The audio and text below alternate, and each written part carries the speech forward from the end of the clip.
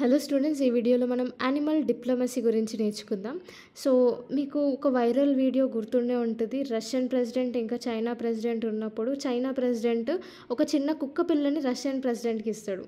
So అది మీరు చూసుంటే అదొక టైప్ ఆఫ్ యానిమల్ డిప్లొమసీ అనమాట. ఓకే, సో ఈ యానిమల్ డిప్లొమసీని ఒరాంగుటన్ డిప్లొమసీ అని కూడా అంటారు. సో రీసెంట్గా మలేషియా ఈ యానిమల్ డిప్లొమసీని ఇంప్రూవ్ చేయడానికి కంకణం కట్టుకుంది. ఓకే, సో యానిమల్ డిప్లొమసీ అంటే ఏం లేదు, యానిమల్స్ని గిఫ్ట్ లాగా ఇవ్వడాన్ని యానిమల్ డిప్లొమసీ అంటారు. సో ఒక కంట్రీకి ఇంకో కంట్రీకి మధ్యలో ఈ యానిమల్ డిప్లొమసీ ఉండొచ్చు. సో ఇదొక సాఫ్ట్ పవర్ ఎలిమెంట్ అనమాట.